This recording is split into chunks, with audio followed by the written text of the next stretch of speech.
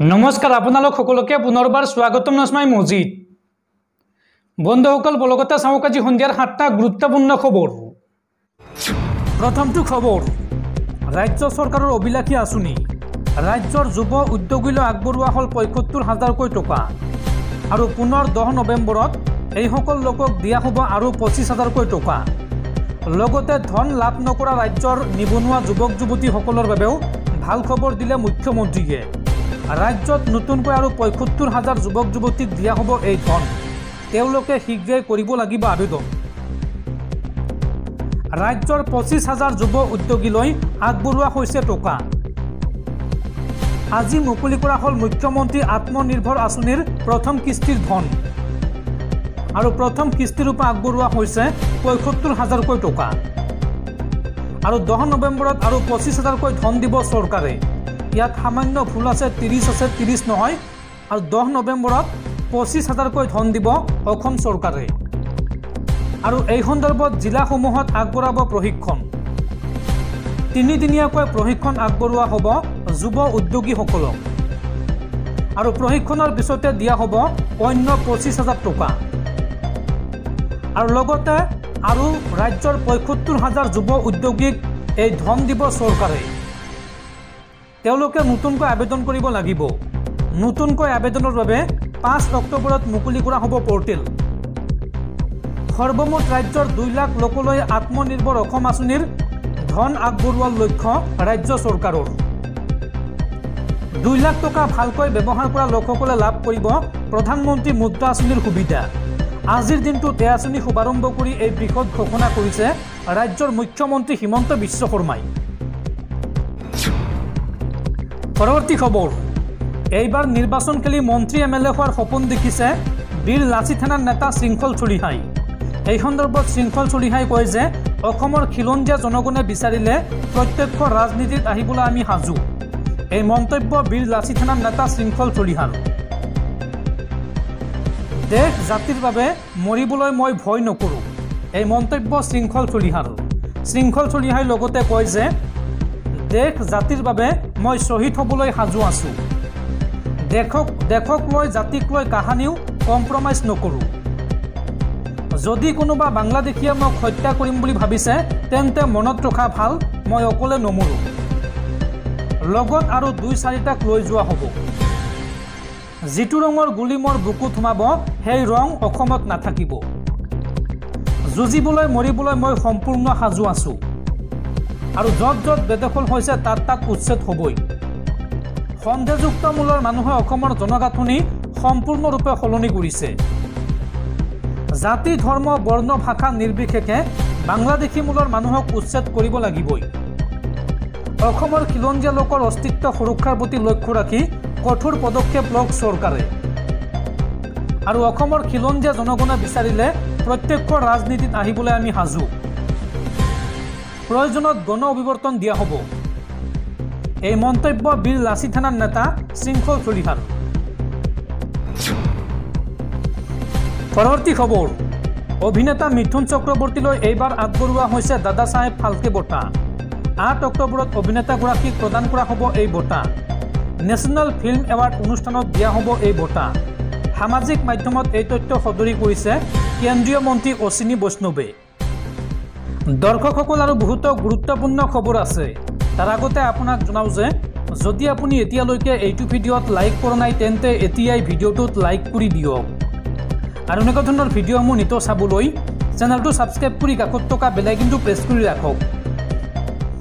পৰৱৰ্তী খবৰ, হাৰিয়ানাত বিজেপিৰ বিপদ ঘণ্টা বাজিছে। হাৰিয়ানাত ওলাইছে এইবাৰ বিজেপিৰ বিদ্ৰোহী নেতা আৰু এই সন্দৰ্ভত 8গৰাকী বিজেপি নেতাক বহিষ্কাৰ বিজেপিৰ। ইফালে হাৰিয়ানাত কংগ্ৰেছে দেখুৱাইছে যাদু। ৰাহুল গান্ধীৰ দাবী মুখ থেকেচা খাব বিজেপিয়ে। হাৰিয়ানা নিৰ্বাচনৰ পূৰ্বে মহা বিপদত বিজেপি। হাৰিয়ানাৰ বিজেপিত ওলাইছে বিজেপি বিদ্ৰোহী নেতা।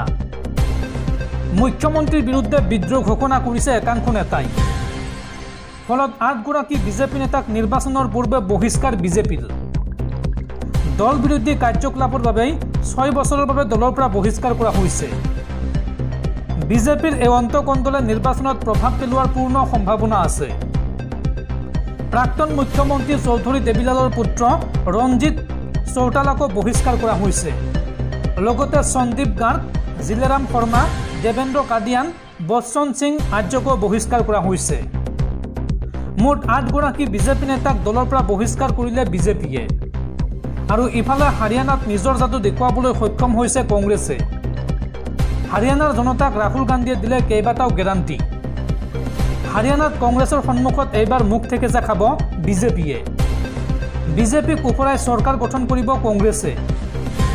এটা ধৰ্মৰ লগত আন এটা ধৰ্মৰ সংঘাত লগাব বিচাৰে বিজেপিয়ে। ৰাম মন্দিৰ নিৰ্মাণ কৰিও অযোধ্যাত পৰাস্ত হৈছে বিজেপি। এই মন্তব্য কংগ্ৰেছ নেতা ৰাহুল গান্ধীৰ। পৰৱৰ্তী খবৰ, NRCক লৈ পুনৰ ডাঙৰ মন্তব্য মুখ্যমন্ত্ৰী হিমন্ত বিশ্ব শৰ্মাৰ। NRC সন্দৰ্ভত মুখ্যমন্ত্ৰীয়ে কয় যে NRC এতিয়া ৰাষ্ট্ৰীয় সমস্যা। অসমত আমি শুদ্ধ NRC বিচাৰি আছো। আমাক 20% পুনৰুক্ষণৰ সুবিধা দিব লাগে। ঝাৰখণ্ড অথবা আন ৰাজ্যসমূহতো NRC হ'ব লাগে। এতিয়া বিদেশী অসম বা পশ্চিমবংগ দি সোমাই ভাৰতৰ যিকোনো ৰাজ্যত প্ৰৱেশ কৰে। NRC সন্দৰ্ভত মুখ্যমন্ত্ৰী হিমন্ত বিশ্ব শৰ্মাৰ এই তাৎপৰ্যপূৰ্ণ মন্তব্য।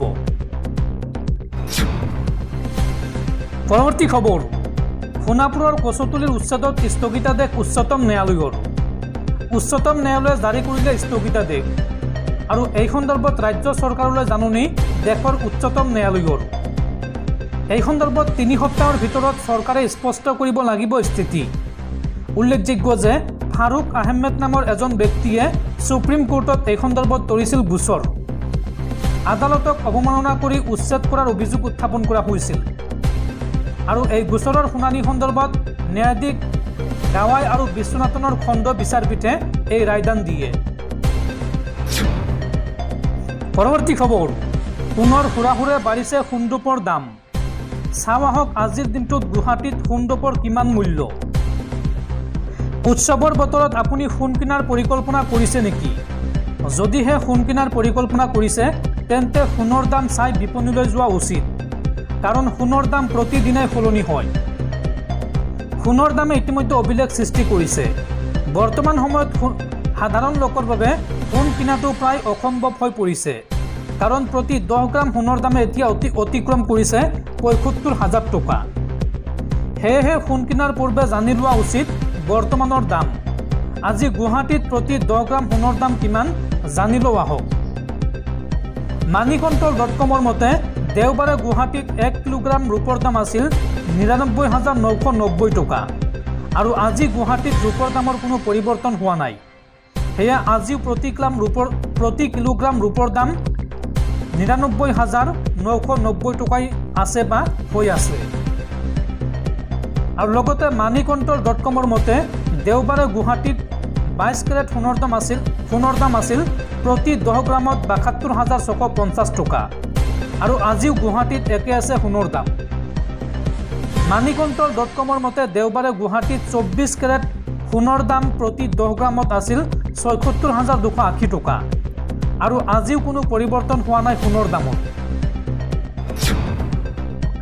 পৰৱৰ্তী খবৰ, ৰাজ্যত পুনৰ 4 বাংলাদেশী গ্ৰেপ্তাৰ।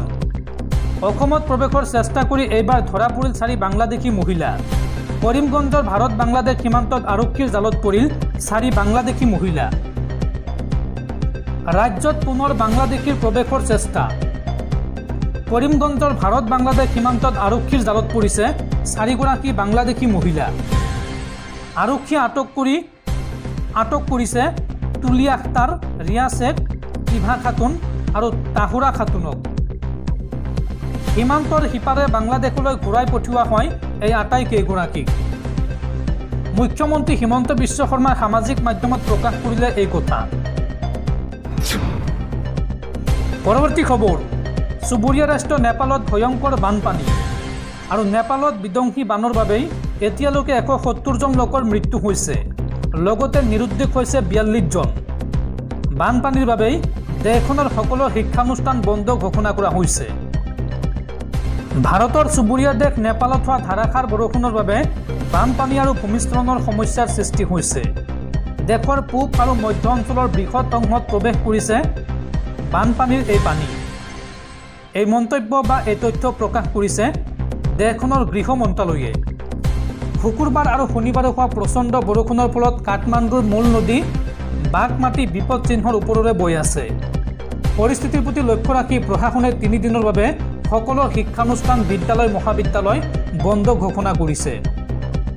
এই সন্দৰ্ভত গৃহ মন্ত্ৰালয়ৰ মুখপাত্ৰ ঋষিৰাম পেখাৰালে কয় যে দেশত বান সম্পৰ্কীয় ঘটনাত এই পৰ্যন্ত 111 জন লোক আহত হৈছে। পেখাৰালে লগতে কয় যে সকলো নিৰাপত্তা সংস্থাৰ সহায়ত অনুসন্ধান আৰু উদ্ধাৰ অভিযান চলি আছে। তেওঁ লগতে কয় যে নেপালী সেনাই দেশজুৰি আবদ্ধ হৈ থকা 162 জন লোকক বিমানেৰে লৈ গৈছে। ইয়াৰ উপৰিও নেপালী সেনা, নেপাল আৰক্ষী আৰু সশস্ত্ৰ আৰক্ষী বাহিনীৰ লোকে ক্ষতিগ্ৰস্ত অঞ্চলৰ পৰা 4000 লোকক উলিয়াই আনি নিৰাপদ স্থানলৈ লৈ গৈছে। উদ্ধাৰ কৰা লোকসকলক খাদ্য শস্যকে ধৰি সকলো প্ৰয়োজনীয় সাহায্য সামগ্ৰী বিতৰণ কৰা হৈছে।